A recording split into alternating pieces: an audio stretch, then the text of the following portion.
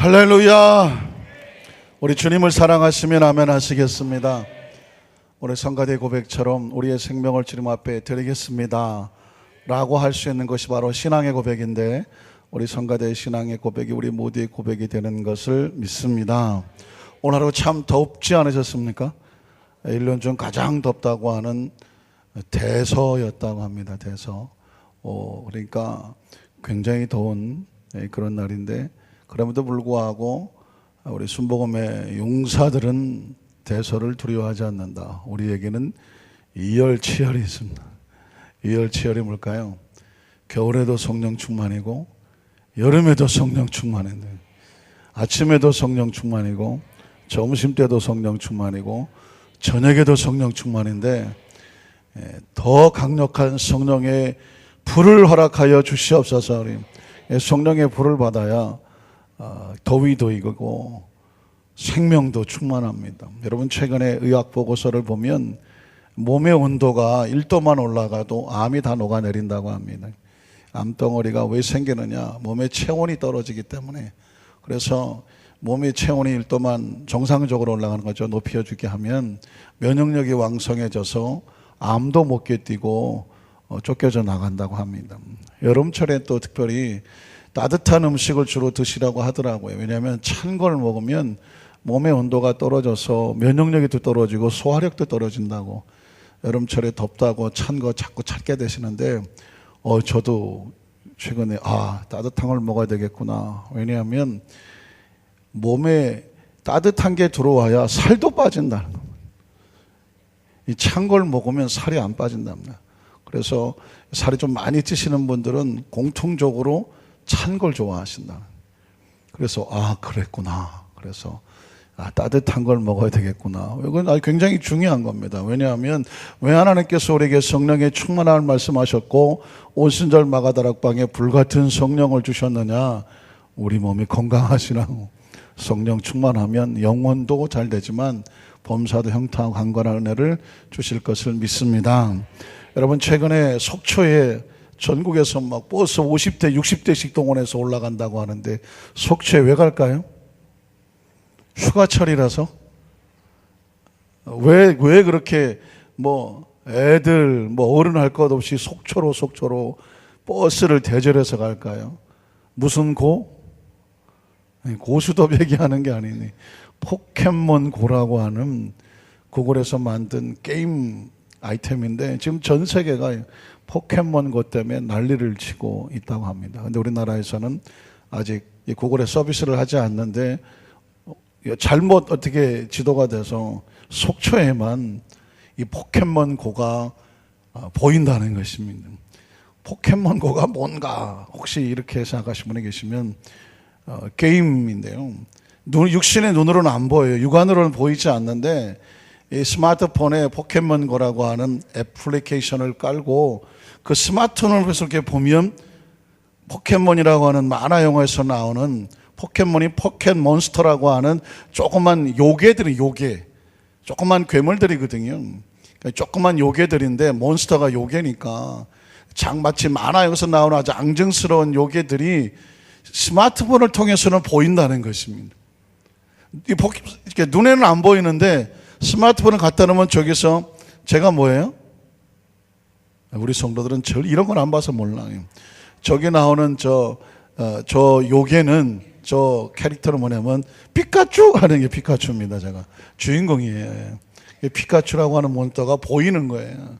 그러면 그 옆에 있는 조그만 무슨 공같이 생긴 것을 던져서 저 피카츄를 잡는 거죠.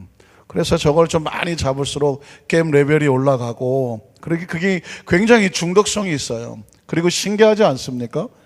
육신의 눈에는 안 보이는데 속초에 가면 스마트폰으로 보면 저게 보인다는 것입니다.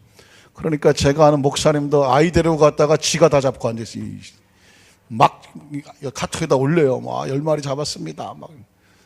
제가 그걸 보면서 왜 이런 현상이 벌어질까요? 점점 3차원과 4차원이 구별이 없어지기 시작을 합니다. 3차원의 세계는 육신의 눈으로 봐야 있다고 얘기를 하는 것입니다. 그러나 4차원의 세계는 육신의 눈에 안 보여도 존재한다고 말하는 것입니다. 그런데 저 포켓몬 고라고 하는 게임을 통해서 증강현실이라고 하는, 듣는이 처음 듣는 단어죠. 가상현실은 이런 어떤 안경을 쓰고 보면 가상의 세계가 보여지는데, 증강현실이라는 것은 뭐냐면 우리 그냥 현실 속에 있는 거예요. 근데 우리 눈으로 보지를 못하는 거죠. 근데 무엇을 통해서 보여줄까요? 스마트폰 그 게임 애플리케이션이 깔린 것을 통해서 보면 보여진다고 하면, 우리는 어느 시대에 살고 있냐면 육신의 눈으로 보이지 않지만 엄연히 존재하는 그런 세대 속에서 살고 있습니다. 저는 목회자고 또 영적인 차원에서 접근해야 되는 사람이라서 그렇게 보일지 모르지만, 세상은 점점 이 3차원과 4차원의 사이가 점점 없어져 가는 그런 시대 속에 살고 있고요. 인간은 본능적으로 3차원에 사는 존재들은 4차원을 항상 꿈꾸면서 그 세계에 도달하기를 원하며 살았습니다. 크리스찬들은 이미 오래전부터 이런 세계 속에 살고 있었죠. 육신의 눈에 보이지 않지만 우리의 삶 가운데 도적질하고 죽이고 멸망시키려고 하는 진짜 요괴들, 더러운 귀신들이 호시탐탐 크리스찬들을 노리고, 우리 눈에 보이지 않지만, 우리의 귀에 들리지 않지만 끊임없이 우리의 마음을 공격하고 유혹하고 영적 전쟁을 벌이고 기도하지 못하게 하고 성도 간에 갈등이 생기게 하고 전도하지 못하게 하고 찬양하지 못하게 하고, 여러분이 시간이 예배에 나올 때도 어마어마한 영적 저항을 겪고 그것을 이겨내신 분만이 이 자리에 나오게 되는 줄로 믿습니다. 이 자리에 나오고 싶어도 나오다가 중도에 포기하시거나 중간에 그냥 돌아가신 분도 있을 수 있습니다.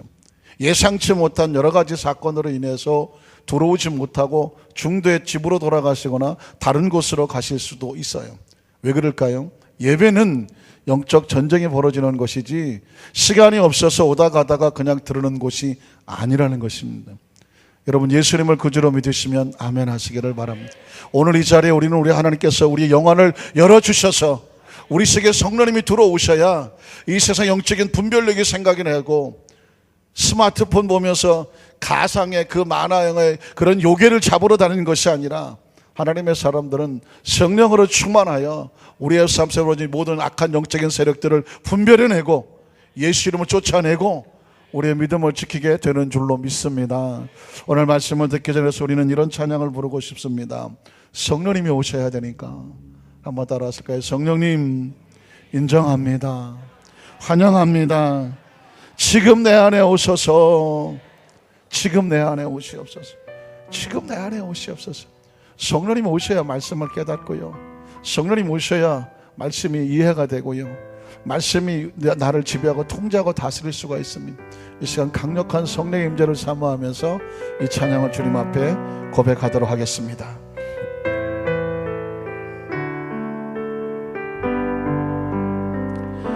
성령님 인정합니다. 환영합니다.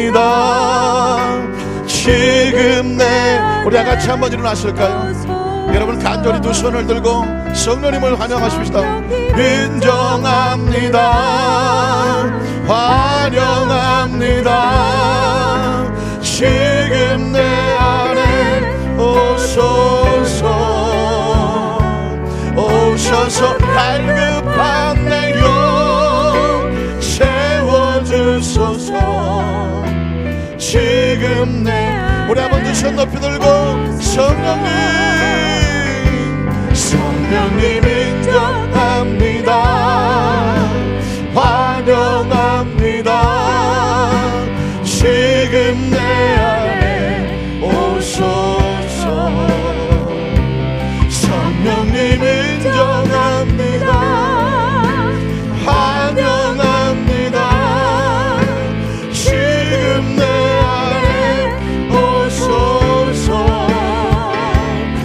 오셔서 병든 나의 몸 고쳐주소서. 지금 다시 한번 성령님을 인정합니다. 성령님 환영합니다. 지금 내 안에 오소서.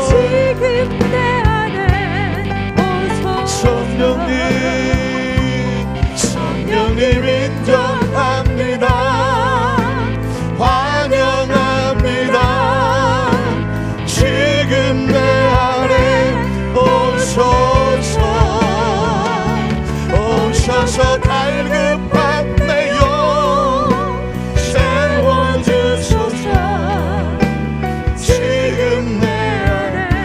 성령님을 인정합니다. 성령님 환영합니다. 환영합니다. 지금 내 안에 오셔서, 지금 내 안에 오셔서 성령님 인정합니다. 환영합니다. 지금 내 안에 오셔서 병든 나의 몸, 오셔서 병든 나의 몸 고쳐주소서. 지금 오셔서 갈급한 내 영, 오셔서 갈급한 내 영 채워주소서. 지금 오셔서 병든 나의 몸, 오셔서 병든 나의 몸 고쳐주소서. 지금 내 안에 오셔서.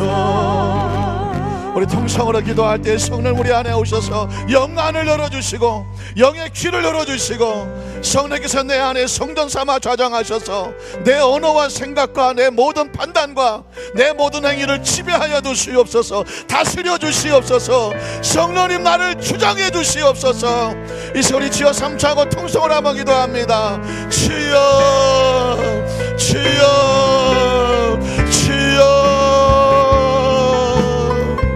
성령님 인정합니다. 성령님 환영합니다. 성령님 지금 모셔드립니다. 지금 우리 안에 오시옵소서.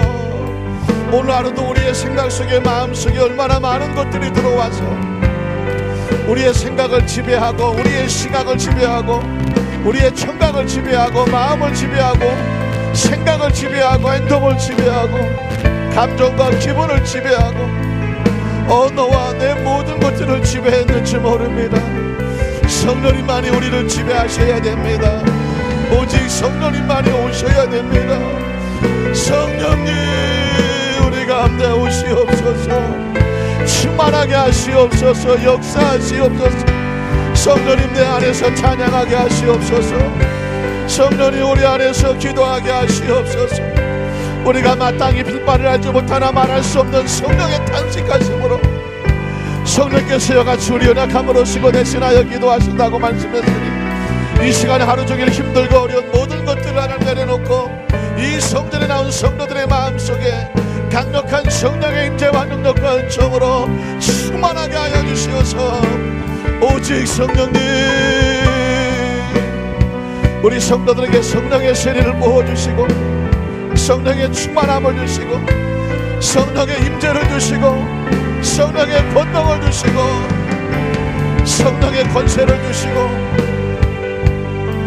성령께서 내 안에 계셔서 그 성령의 능력을 힘입어서 귀신을 쫓아내는 것이면 이미 너희 가운데 하나님의 나라가 임하였다고 말씀하고 있사오니 이 제단에 이 성전에 하나님의 거룩한 성령님 오셔서 주장하셔서 성령님 영광 받으시고 성령님 말씀하시고 성령님 치유하시고 성령께서 우리 영혼을 하나님의 마음으로 채우시는 귀한 시간 되도록 성령님 주장하시옵소서.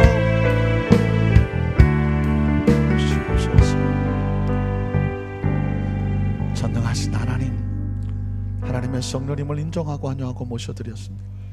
오늘 성령께서 오셔서 우리 마음에 좌정하셔야 말씀이 선포될 때 하나님 말씀은 성령이 아니고서는 이해할 수가 없습니다. 성령께서 우리 마음을 말씀에 감동을 주지 않으면 우리의 이성으로 판단하려고 합니다. 하나님의 생각을 지배받는 것이 아니라 하나님의 생각을 내 생각으로 판단하려고 합니다. 성령이 없으면 얼마나 위험한지 모릅니다. 성령께서 우리를 지배하지 아니하면 내 얘기하고 내 생각하고 내 기분과 감정으로 살아갑니다. 겉모습은 크리스찬인데 속사람은 하나님의 성령의 지배를 받지 아니하니 하나님의 생각과 상관없이 살아갑니다. 우리 한산교회, 우리 여도수 한산교회 성도들은 철저하게 성령의 사람들이고 성령과 동행하는 사람들이니 성령이 없이는 말도 하지 않게 하시옵소서. 성령이 지배하지 않건 하나님 내 생각을 하나님 판단 내리지 않게 하시옵소서. 성령이 주장하지 아니하시고는 성령께 주는 마음에 평안이 없기로서는 결단하지 않게 하시옵소서.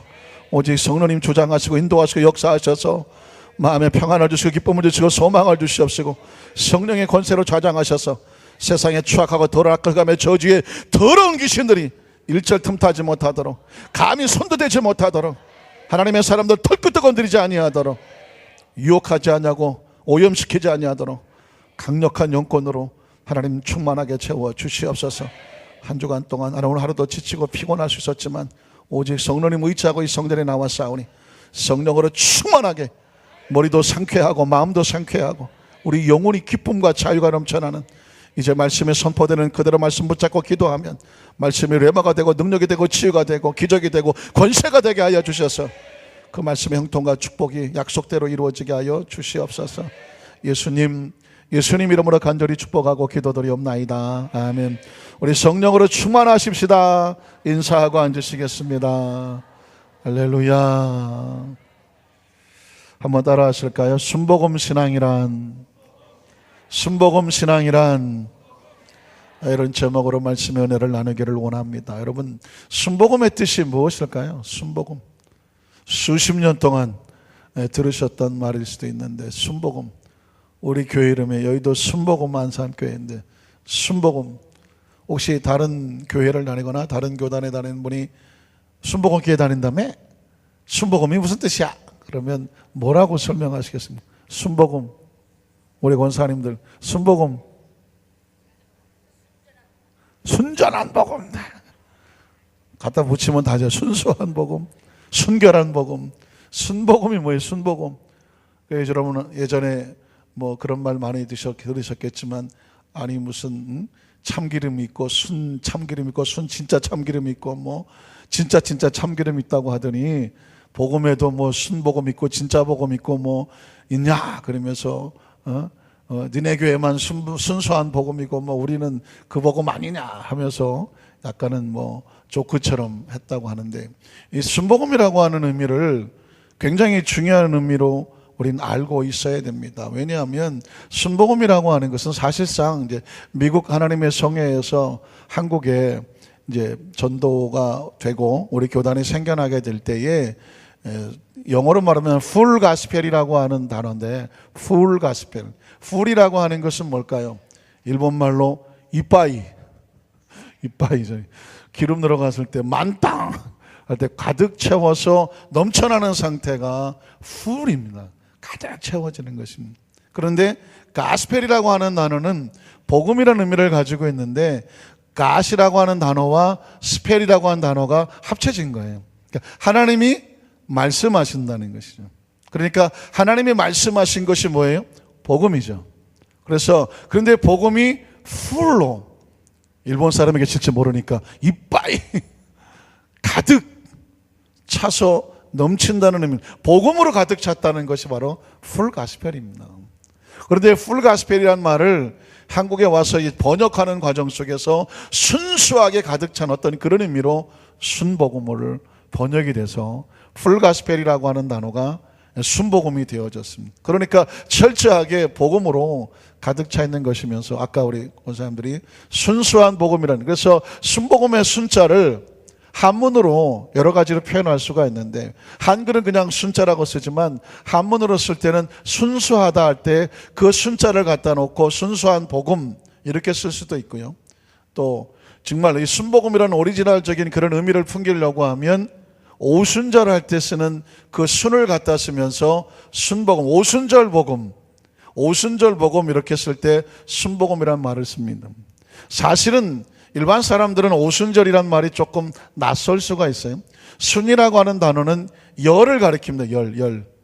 그래서 예전에, 요즘은 그런 말 잘 안 쓰지만 10월 초순, 10월 중순, 10월 하순, 그죠? 초순, 중순, 하순이란 말을 쓸 때에 한 달이 30일이니까 첫 번째 열흘을 초순이라고 말하고 두 번째 10일을 중순이라고 말하고 마지막 열흘을 하순이라고 말하는 것입니다.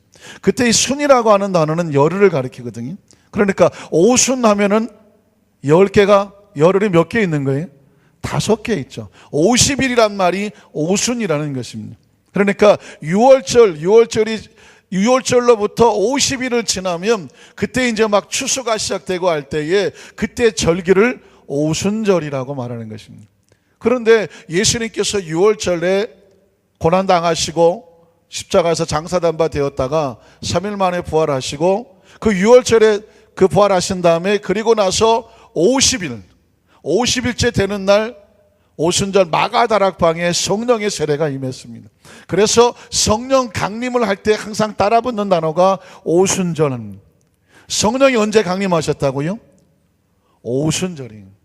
어린 양을 잡아서 할 때는 6월절 어린 양, 그런 말을 쓰죠. 6월절 어린 양, 어린 양의 피의 제사를 드릴 때는 예수님은 6월절 어린 양으로 십자가에 달리셨습니다. 그래서 십자가를 낼 때는 6월절 어린 양이라고 말하고, 성령의 강림할 때는 무슨 절?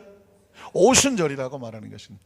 그래서 성령 강림이 오순절 절기일 때 임하셨기 때문에 오순절 성령 강림이라고 말하고, 그 성령의 강림과 성령의 세례를, 그 세례로부터 출발한 교단을 오순절 교단이라고 말하며, 영어로 말하면 펜테코스탈 뭐 이렇게 발음을 잘 하셨는데 갑자기 펜테코스탈 갑자기 그러네요. 어쨌든 뭐 펜테코스탈하는 것도 역시 오순절이라는 의미를 가지고 있는 것입니다. 그러니까 철저하게 이 오순절 교단은 철저하게 성령의 복음으로 출발하는데, 제가 왜 이 순복음을 이렇게 좀 설명을 길게 하느냐 하면, 순복음 그러니까 마치 장로교, 감리교, 침례교는 교단 이름처럼 우리 교단 이름이 순복음 교단인 줄 알아요. 그래서 일반 사람들은 순복음 교회 이렇게 말을 합니다. 장로교회, 감리교회 이렇게 하면서 우리 교회를 순복음교회라고 말을 하지만, 우리 교단 이름은 순복음이 아니에요. 우리 교단 이름은 하나님의 성회라는 말입니다. 한번 따라 하실까요? 하나님의 성회. 하나님의 성회라고 말하는 것입니다. 그 성회라고 하는 Assembly of God, AOG라고 말하는데, 하나님의 총회는 이스라엘 백성이 광야를 지나고 이스라엘 백성이 하나님 앞에 늘 모이게 될 때, 너희는 총회로 모여라. 총회로 모여라. 다 같이 하나님 앞에 와라. 이스라엘 민족은 뭐 너나 알 것 없이 하나님이 모이라고 하면 다 모여야 돼. 한 사람도 빠짐없이. 그게 총이 총. 다 모이는 거예요. 총괄적으로, 총체적으로.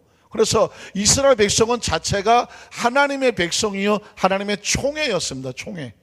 그 총회를 어셈블이라고 해요, 영어로 말하면. 그러니까 하나님의 총회라는 것이 하나님의 백성을 전체를 말하는 건데, 사실 Assembly of God 그러면 하나님의 총회라고 번역해야 마땅한데, 성경에 이렇게 기록되어 있으니까. 그런데 이제 우리나라에 오면서 하나님의 성회, 거룩한 모임, 성회로 번역이 돼서 우리 교단 이름은 무엇이다? 하나님의 성회. 그런데 불행인지 다행인지 다른 교단에서는 하나님의 성회 그러면 잘 몰라요. 왜 그러냐면 순복음이 더 유명해. 순복음교회가 더 유명하다가 보니까 하나님의 성회 그러면 그 뭐지? 그러는데 순복음교회 그러면 순복음교회 그래. 순복음의 교단 이런 것처럼 말해요. 그래서 제가 이 순복음을 설명하면서 순복음은 우리의 신앙이다.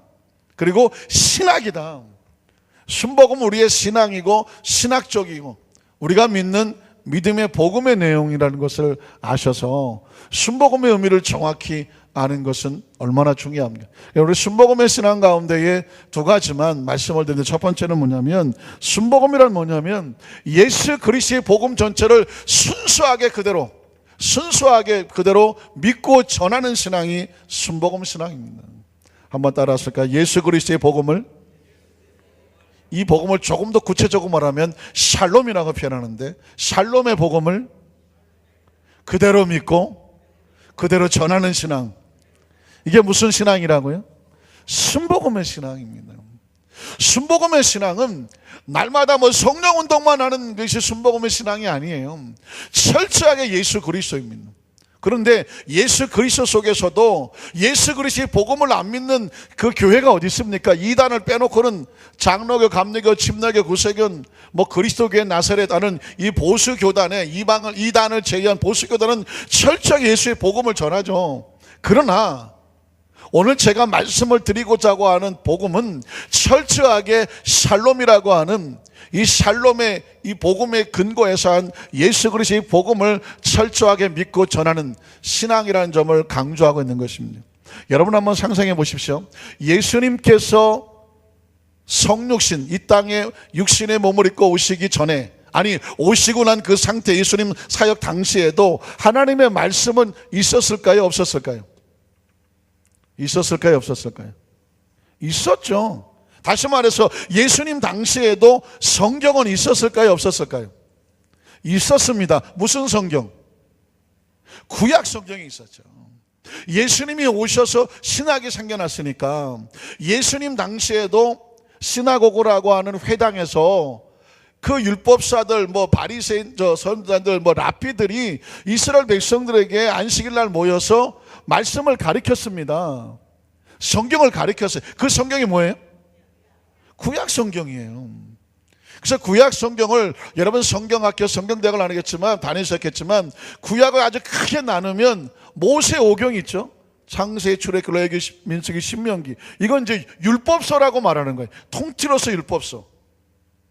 그리고 역대상, 역대하, 열왕기상, 열왕, 사무엘, 이게 다 역사서라고 하면 역사서. 그러니까 성경은 구약에 보면 율법서가 있고 모세오경, 역사서가 있고 또 욥기, 시편, 잠언, 전도서, 아가서서 지혜서가 있고 그 다음에 에레미야, 이사야, 다니엘하면서 선지서가 있죠. 그러니까 구약 시대의 백성들은 예수님 오시기 전에 그들은 율법서, 율법에 따랐고 역사를 배웠고 지혜를 얻었고 선지자들의 말씀을 통해서 하나님의 말씀을 받으면서 그 말씀대로 신앙생활을 하고 있었습니다. 그런데 예수님이 왜 또 오셔서 구약이 아닌 새로운 복음을 선포하셔야만 했었느냐가 하는 것입니다. 아니 율법도 지금 우리 율법 모세오경 배우잖아요. 율법도 있고 하나님의 역사도 있고 지혜서도 있고 선지서도 있는데 계시록, 묵시록도 있는데 왜 예수님이 오셔서 새로운 복음을 전하셔야만 했었을까? 그것은 하나님의 말씀이 구약 성경을 주셨음에도 불구하고 그들이 하나님 말씀을 붙잡고 말씀대로 산다고 했지만 신앙이 잘못됐다는 것입니다. 사실은 구약 시대의 모든 핵심 주제는 메시아가 오신다는 거예요. 메시아가 오신다. 그 메시아가 오시면 우리가 지금은 로마에게 식민지를 당하고 있지만 그 메시아는 이스라엘의 왕으로 오셔서 그 왕권을 가지고 로마를 무너뜨리고 이스라엘 나라를 회복시켜 주실 것이며 이스라엘 민족을 전 세계에서 가장 강하게 하셔서 가장 높여 주셔서 이스라엘 민족 외에 다른 민족들은 다 이방의 민족이니까 다 개처럼 구원의 반열 속에 들어오지 못하도록 하나님께서 이스라엘 민족만 구원하실 것이다. 우리만 선택한 민족이다. 우리만 택한 백성이다. 이 의식으로 가득 찼었습니다.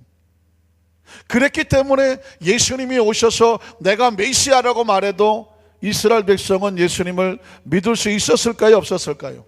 믿을 수가 없었어요. 그들이 기대했던 메시아는 낮고 천하게 나사렛에서 무슨 선한 것이 나오겠느냐, 무슨 목수의 아들이 저 갈릴리 촌놈이 무슨 메시아는 말도 안 되는 소리 하죠. 우리는 그런 메시아를 기다리지 않는다. 저 예루살렘에서 그 귀족의 자식 속에서 그 집안의 백그라가 화려한 곳에서 그 어마어마한 군대를 가지고 그냥 하늘에서 불이 번쩍번쩍하고 적어도 로마를 무너뜨릴 만한 그런 정말 초능력자가 와서 우리를 건져줄 것을 기대하고 있는데 어디서 그냥 삐쩍 말아서 볼품도 없고 모양도 없고 무슨 대단한 것도 없는 30대 초반의 한 목수의 아들이 갑자기 내가 메시아라고 하고 나타나니까 이스라엘 민족이 믿을 수가 없었습니다. 그리고 그 메시아가 와서 예수님이 와서 하시는 말씀마다 사사건건 이스라엘 민족이 가지고 있는 신앙이 잘못 믿었다고 말하는 거죠. 너희는 이걸 잘못 믿었어. 하나님 말씀을 잘못 알았어. 그러면서 새로운 복음의 형태를 열어주시는 것입니다. 문제는 뭐냐면 지금도 이스라엘 백성들은 예수를 구주로 믿지를 않습니다. 여전히 그런 메시아가 오기를 기다리고 있습니다. 그런데 우리의 신앙생활 속에도 혹시라도 구약적인 사고와 신앙을 가지고 아직도 이스라엘 민족처럼 신앙생활을 하고 있는 사람이 혹간 있을 수가 있어요. 그래서 우리는 예수 그리스도의 철저한 샬롬의 복음을 우리 마음속에 알지 아니하면 교회를 얼마나 오래 다녔냐가 중요하지 않다라고 말했습니다. 성경을 얼마나 많이 읽었냐 중요하지 않아요. 중요한 건 그 성경 속에서 예수 그리스도의 복음을 확실히 아느냐가 중요해요. 그 복음을 믿느냐가 중요하고 그 복음대로 사느냐가 중요해요.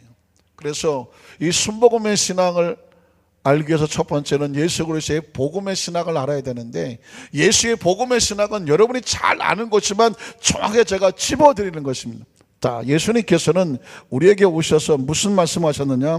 마태복음 5장에 보면 21절 26절에 보면 진정한 예배는 이런 거다라고 말씀하십니다. 자, 같이 읽어봅니다. 옛사람에게 말한 바 살인하지 말라. 누구든지 살인하면 심판을 받게 돼. 자, 옛사람에게 말한 바는 구약을 말하는 것입니다. 누가 누구에게 말했습니까? 모세가 이스라엘 백성에게 말했습니다. 옛사람은, 옛 언약은 구약이에요. 그런데 지금 예수님은 구약을 새롭게 해석하고 있습니다. 그러니까 신약이에요. 우린 지금 옛사람에게 말하는 것을 듣는 것이 아니라 예수님이 해석해 주시는 이 말씀에 귀를 기울여야 되는 것이죠. 누구든지 살인하면 심판을 받게 되리라 했다는 것을 너희가 들었지만 나는 너희에게 이르노니, 여기다가 밑줄을 그셔야 돼. 우린 지금 성경 속에서 여기에 관심을 갖는 거죠. 예수가 뭐라고 말씀하시는가? 한번 따라하시까? 예수님이 뭐라고 말씀하시는가? 우리의 관심은 예수님이 뭐라고 말씀하셔야 관심이 있는 거예요. 구약시대에 어떤 약속이 있었다고 할지라도 구약은 구약, 지나간 약속이에요. 예수님은 구약을 새로운 약속으로 바꿔놓는 거예요. 그러니까 지금 우리는 신약이 필요한 거죠. 새로운 약속이 필요한 거죠. 나는 너희에게 이르노니 형제에게 노하는 자마다 심판을 받게 되고, 형제를 대해서 라가, 바보, 멍텅구리 같은 놈이라고 말하는 일종의 욕과 같은 거예요. 라가라고 하는 자는 공회에, 그때 당시 공회라고 하는 것은 사람들을 모아놓고 심판하는 곳이었습니다. 공회에 잡혀가게 되고, 미련한 놈이라고 하는 자는 지옥불에 들어가게 되리라. 자, 이렇게 말씀하는 이유는 뭘까요? 그러므로 예물을 제단에 드리려다가 거기서 내 형제에게 원망 들을 만한 일이 있거든, 생각이 나거든, 어떻게 하느냐? 무시하고 그냥 예배에 들어가는 것이 아니다. 예물을 제단 앞에 두고 먼저 가서 형제와 화목하고 그 후에 와서 예물을 드려라. 너를 고발하는 자와 함께 길에 있을 때에 급히 사과하고 화목해라. 그 고발하는 자가 너를 재판관에게 내어주고 재판관이 우리 옥리에게, 옥의 관리죠, 내어주 옥에 가둘까 염려하라. 자, 26절. 진실로 내게 이르노니 내가 한 푼이라도 남김없이 다 갚기 전에는 결코 거기서 나오지 못하리라. 구약시대는 하나님께서 원하시는 재물을 가지고 가서 드려서 형식만 있으면 예배 드렸다고 그랬습니다. 그런데 예수님이 오셔서 말씀하는 것은 나는 너에게 이르노니 진정한 예배는 그 마음에 진정한 화목이 없이는 진정한 예배가 아니다. 아멘을 아무도 안 하십니다. 우리는 얼마나 오랫동안 형식의 습관에 대했는지 몰라요. 예배 시간에 늦지 않게 신앙 고백 잘하고 찬송 잘 부르고 말씀 잘 듣고 기도하자고 할 때 기도하고 헌금하고 광고 잘 듣고 축도 잘 받고 돌아가면 예배 잘 드렸다고 생각합니다.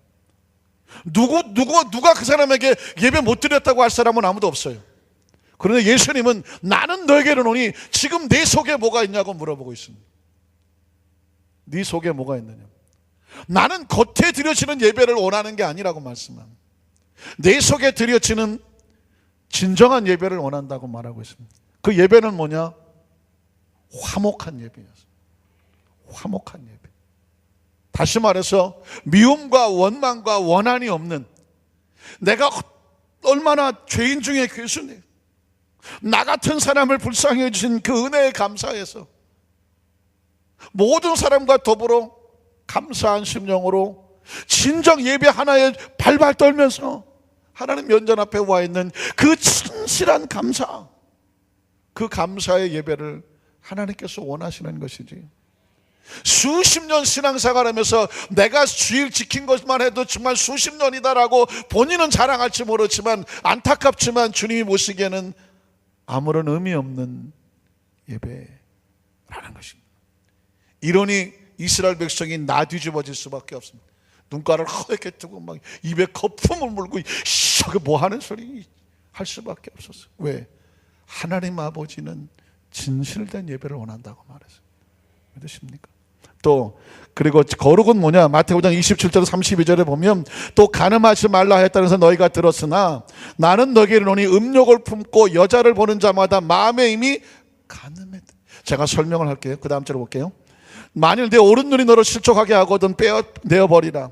내 백체 중 하나가 없어지고 온몸이 지옥에 던져지지 않는 것이 유익하며 또한 만일 내 오른손이 너를 실족하게 하거든 찍어내버려라. 내 백체 중 하나가 없어지고 온몸이 지옥에 던지지 않는 것이 유익하니라.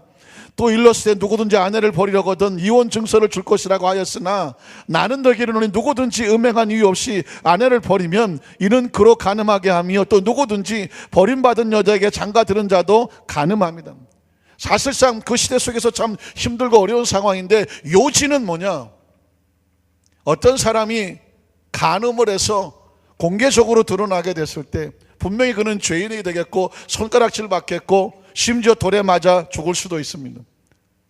그런데 이렇게 생각하는 거죠. 난 간음 안 했어. 난 간음 안 했어.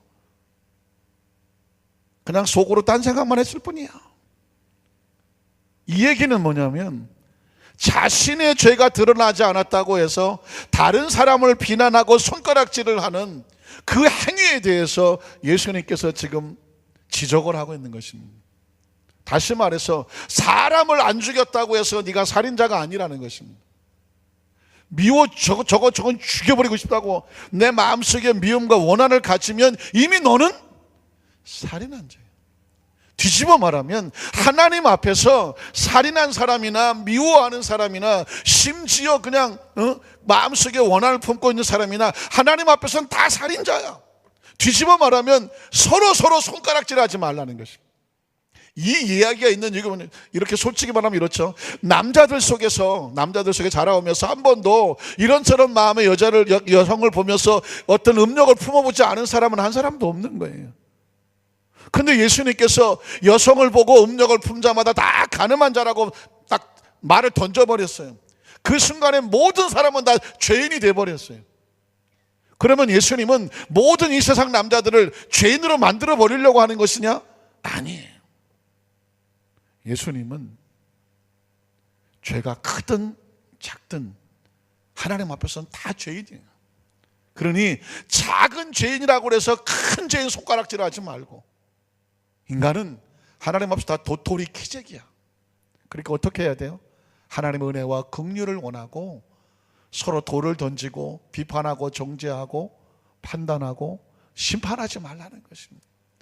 이게 굉장히 중요한 의미를 가지고 있습니다. 왜냐하면 바리새인과 서기관들이 일주일에 2번씩 금식하고 늘 성경을 써붙이고 다니고 거룩한 척을 하면서 하니까 이 사람들은 밥만 먹고 앉아서 하는 말이 뭐냐면 아유 저 세리 같은 거 저것도 왜 태어났는지 모르겠어 저거. 아유 더러웠어. 창녀들 뭐 저같이도 말. 그러니까 인간이 하나님을 믿는다고 하면서 그 하나님을 믿는다는 그 위장된 성결을 가지고 그렇지 못하고 하루하루를 힘들게 살아가는 사람을 향하여 손가락질하고 돌 던지고 판단하는 것은 하나님이 원하시는 신앙이 아니라는 것입니다. 하나님은 세리도 죄인이고 바리새인도 죄인이고 가정의 주부도 나는 거룩한 척 하더라도 난 창녀는 아니야.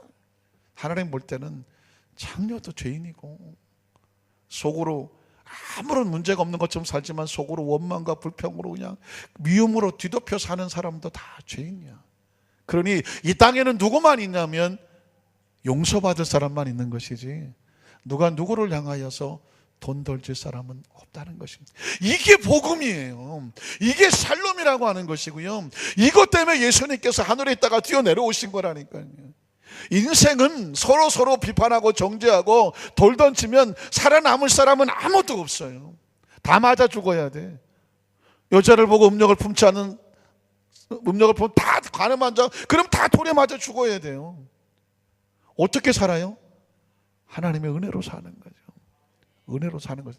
너도 죄인이고 나도 서로 돌멩이로 짱도 찍고 둘 다 죽어야 되는데, 여러분, 이 복음은요, 이 복음은 예수 그리스도의 복음은, 샬롬의 복음은, 이건 진짜 예수를 믿는 성을 가슴속에 평생에 이 복음의 정신이 가슴에 박히지 아니하면 신앙생활은 말짱꽝이에요. 제가 굉장히 강하게 얘기합니다. 왜냐하면 신앙생활을 내가 얼마나 잘하는데 이게 얼마나 무서운 위선인지 몰라요. 여러분 혹시 최근에 대세 래퍼 BY를 아십니까? 물어봐야지. 우리 성관의 권사성 BY 아십니까? BY? 무슨 BYC 무슨 내복회사인가? BY 모르시는 거예요. 어디다 물어봐야 되나? 우리 청년들 BY 압니까? 네. BY가 누구예요? 최근에 엠넷이라고 하는 케이블 방송에서 쇼미더머니 해갖고 래퍼들에 나오는 그 서바이벌 있었어요. 그런데 그 시즌 5에 1등을 한 친구가 이 친구예요. BY. 인천 주한장로교를 다닌다고 하는 얘기를 들은 것 같은데요. 이 BY 가수가 이 래퍼인데 나이가 23살밖에 안 됐어요. 근데 지금 음악계, 이 힙합계에서는 가장 떠오르는 핫한 최고 대세입니다. 그런데 이 친구가 최근에 국민일보에 뭐 2번 연거푸 이만한 지금 간증 기사가 나왔고, 제가 어제 신문인가 보니까 중앙일보가 뭐 기독교 뭐 별로 관심이 없잖아요. 그런데 중앙일보에서도 이따만하게 또 간증이 나왔어요. 거기서 충격적인 얘기를 하나 들었습니다.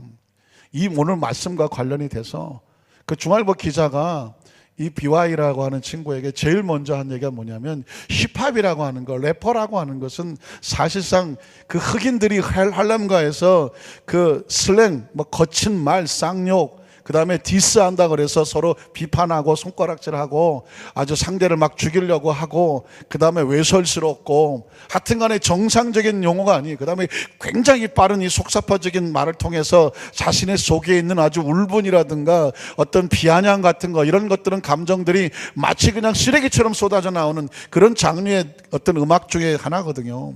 그런데 이 친구는 처음부터 마지막까지 철저하게 성경 말씀과 복음적인 자기 신앙 고백을 가지고 그것으로 랩을 하는 거예요. 깜짝 놀란 것은 뭐냐면, 그 자리에 나와 있는 사람들이, 그 청년들이 그런 신앙적인 내용들만 가득 차 있는 랩을 들으면서 열광을 하는 거예요. 제가 언제 한번 이 친구가 랩한 거를 우리 성도들에게 좀 틀어주고 싶은 생각이 있어요. 처음 1번 인터뷰할 때 랩할 때 보니까 이렇게 말을 하더라고요. 마지막에 가서 내 묘비병에 세워질 글자는 단 하나, John 3:16 이러더라고요. 요한복음 3장 16절이에요. 내 묘비명에 세워질 말은 딱 한 줄이면 족하지. 요한복음 3장 16절. 그게 그 케이블 방송의 그 청년들 앞에서 이 BY가 외치는 고백이에요. 마지막 파이널에 나온 그 고백을 들어보면 자기의 자화상이라고 나오는데, 그 마귀가 너는 페이크라고 계속, 너는 뭐 너 같은 게 무슨 래퍼냐고, 넌 가짜라고, 너 같은 크리스찬은 가짜라고 공격당하는 것이 절반이면 나머지 절반은 그 사탄을 향하여 자신의 신앙 고백을 막 해나가는 거예요. 그 지금도 제 머릿속에 잊혀지지 않는데, 마지막에 가서 난 실력도 없지, 능력도 없지, 난 아무것도 없지만 하나님은 나를 사용하시는 데 있어서 실수하지 아니하시지. 조금 래퍼 같죠? 네. God makes no mistake 하더라고요. 하나님은 실수하지 않는다. 어마어마하고 그런 랩을 하는데 그 청년들이, 그 힙합에 빠져있는 청년들이 그걸 그대로 듣고, 그거를 심사를 하는 이 친구들이 우리나라 나름 래퍼계에서는 손가락 꼽는 아이들인데 다들 깜짝 놀라는, 그걸 그대로 받아들이면서 오히려 정신이 맑아지더라는. 이 친구하고 중앙일보 기자가 인터뷰를 하는데 뭐라고 말하냐면, 착한 래퍼라고 말을 하는데 어떻게 생각하십니까? 이 얘기를 하는 거예요. 사람들이 착한 래퍼라고 말한다.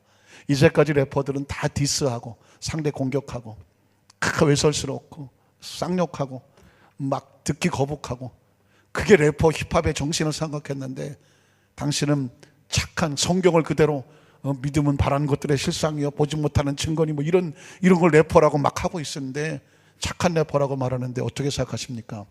근데 이 친구가 이런 말을 해요. 착한 래퍼라뇨.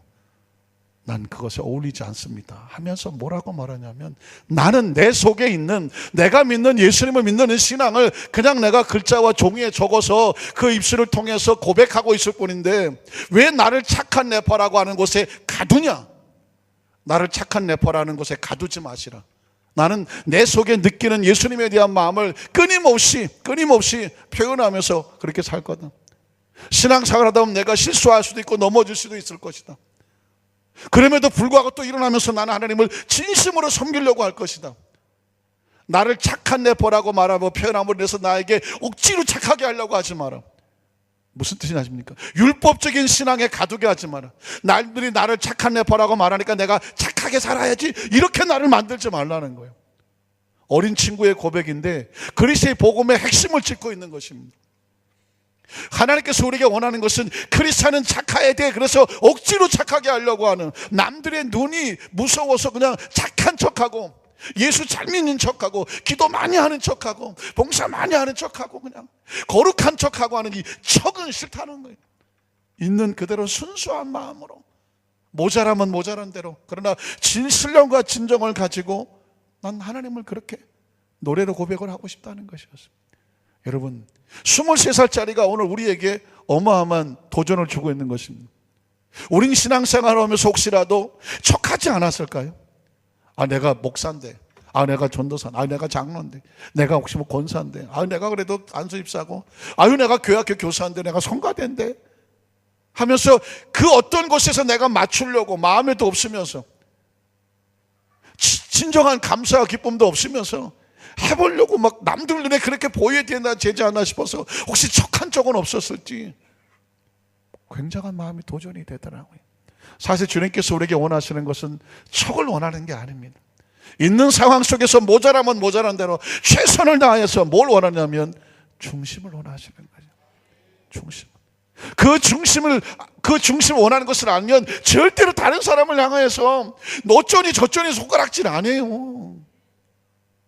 잘하면 격려해주고 못하면 기다려주고 그게 주님의 마음이에요. 주님의 마음. 신앙이 이런 마음을 가지고 살아야 이 교회 안에서 모자란 사람도 살아가, 못생긴 사람도 살아가고 못 배운 사람도 살아가. 교회라고 하는 것은 못생긴 사람이 들어와도 편안하고 가난한 사람이 들어와도 편안하고 실패한 사람이 들어와도 편안하고 기도할 줄 모르는 사람이 들어와도 편안한 곳이 하나님의 공동체지.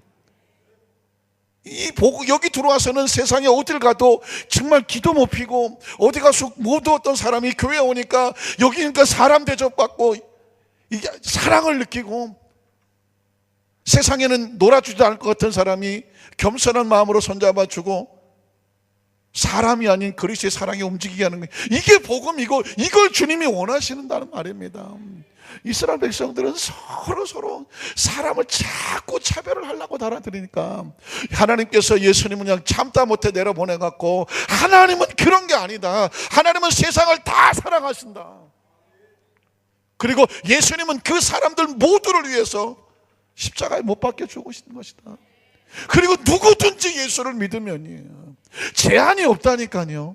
누구든지 예수를 믿으면 그를 믿는 자마다 멸망치 않고 영생을 얻게 돼.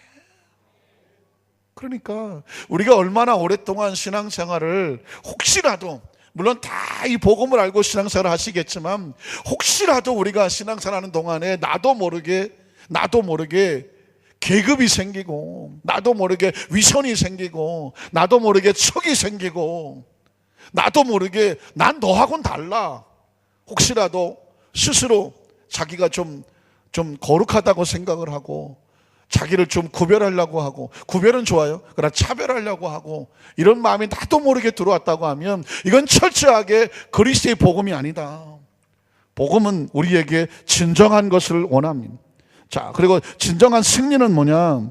마태복음 5장 38절에서 42절에 보면 또 눈은 눈으로, 이건 저기예요. 모세오경에는, 구약에는 이렇게 복수하라고 했어요. 이렇게 심판을 했어요. 눈에는 눈으로, 이는 이로 갚으라 했다는 것을 너희가 들었으나.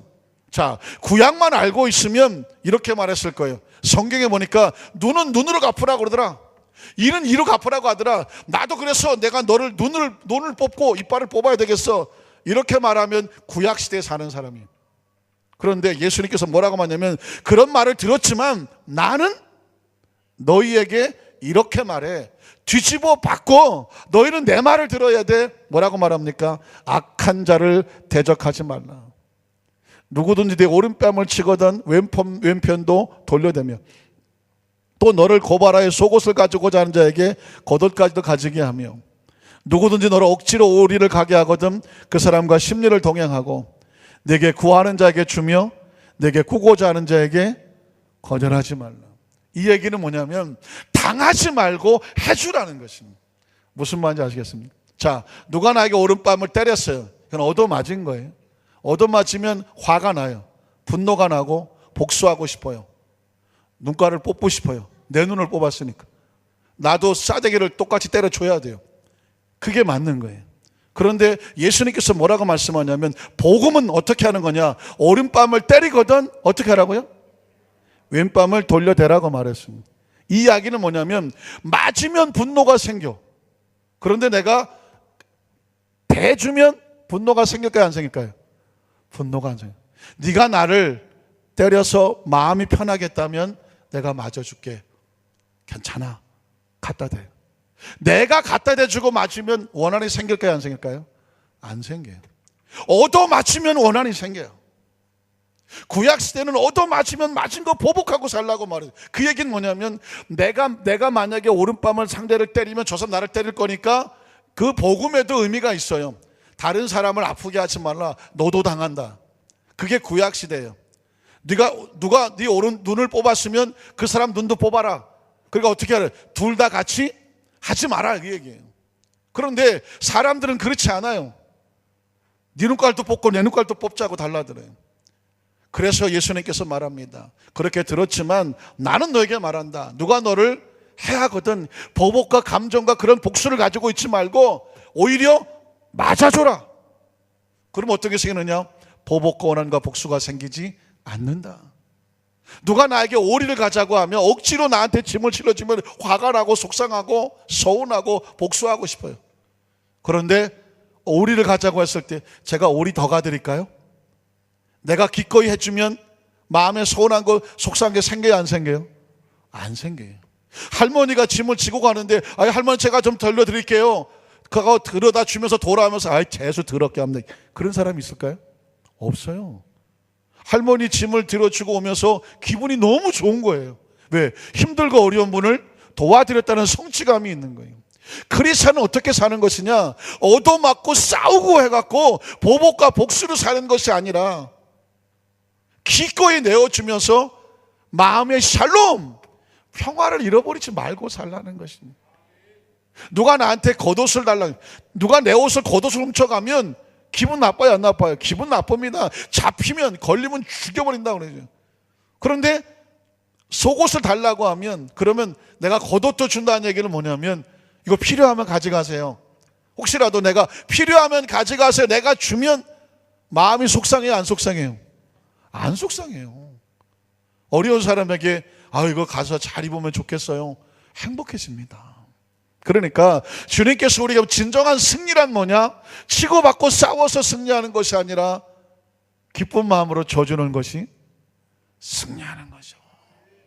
이 땅의 평화는 너 내 오른눈 뽑아서 너도 뽑아, 이렇게 인류는 다 망하는 거예요. 그러나 져주고 맞아주고 안아주고 가주고 내어주고 하면 이 세상에 싸울 일이 없어지는 것입니다. 예수님께서 우리에게 원하시는 신앙의, 그리스도의 복음의 신앙의 핵심은 이런 데 있는 것입니다. 진정한 신앙은 마태복음 6장 16절로 18절에 보면 이렇게 되는 거죠. 진정한 신앙, 금식할 때 너희는 외식하는 자들과 같이, 외식이 알죠? 겉모습은 화려하죠. 겉모습은 화려하지만 속은 금식하고 싶지 않은데 억지로 금식한다고 그래갖고 오늘 내가 당번이라 갖고 내가 어쩔 수 없이 배고파 죽겠네. 겉모습은 금식을 하는데 속은 금식하고 싶은 마음이 없어요. 이걸 뭐라고 말하냐면 외식이라고 그러는 거예요. 너희는 외식하는 자들 같이 슬픈 기색. 슬픈 기색이 뭐냐면 바리새인과 서기관들 그랬어요. 금식하면서 배고파. 머리도 안 깎고 그냥 얼굴 쫙 왜 그래요? 그랬더니 나 금식하는 중이에요. 묻지도 않았는데 갖고 가만히 있다가 나한테 뭐 먹자 그러지 마세요. 나 금식한 중이에요. 묻지도 않았어. 그런데 자기가 이렇게 금식하고 있는 진실하고 거룩하고 경건한 사람이라는 것을 자꾸 알리고 싶어. 신앙은 그렇게 금식하는 것이 아니다. 슬픈 기색을 보이지 말라. 그들은 금식하는 것을 어떻게? 사람에게 보이려고 얼굴을 흉하게 했다는 것입니다. 내가 진실로 너에게 이르노니 그들은 이미 자기를 자랑함으로 자기 상을 이미 받았어. 예수님께서 원하시는 것은 그런 거룩이 아니에요. 그 다음 절을 보면 너는 금식할 때 오히려 머리에 기름을 바르고 얼굴을 빡빡 씻어. 이는 금식하는 자로 사람에게 보이지 않냐고 오직 은밀한 중에 계신 내 아버지께 보이게 하라는 거예요. 은밀한 중에 보시는 내 아버지께서 갚으시는 거예요. 그러니까 하나님과의 관계 속에 있는 것은 아무도 모르게 해야 돼요. 그걸 누가 알게 하면 이미 상을 받은 거예요. 네가 정말 금식을 하든 구제를 하든 선교를 하든 아니면 정말 하나님 나라 속에서 뭔가 하고 싶다고 하면 가급적 은밀하게 하라. 이유는 뭐냐? 사람들이 그 사람이 그걸 했대. 이미 그 상을 받았다고 말씀하십니다. 그래서 그 다음 절에 있나요? 맞죠? 너희를 위해서 보물을 땅에 쌓아두지 말라. 거기는 좀과 동록이 헤하며 도둑이 구멍을 뚫고 도둑질하느니라. 오직 너희를 위해서 보물을 하늘에 쌓아두라. 거기는 좀이나 동록이 헤하지 못하며 도둑이 구멍을 뚫지도 못하고 도둑질도 못하느니라. 내 보물이 있는 그곳에는 내 마음도 있느니라.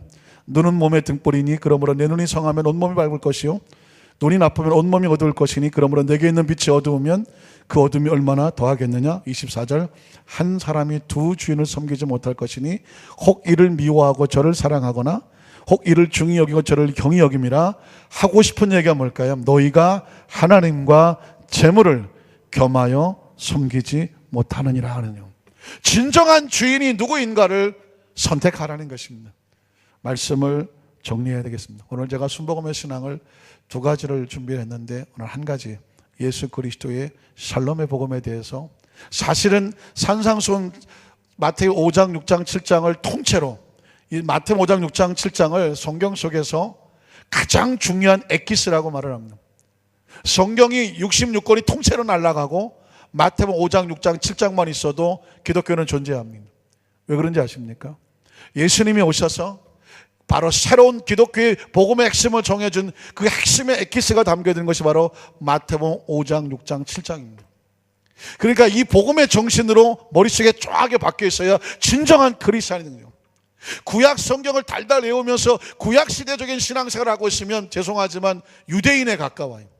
바리새인에 가깝고 서기관과 가까워요. 왜 마태복음 5장 6장 7장이 필요하냐? 옛사람에게 말한 바 너희는 이렇게 들었지만 나는 너에게 이렇게 이른다. 예수님의 복음과 정신과 생각과 의도와 목적과 이유와 가르침이 마태복음 5장 6장 7장에 있어요.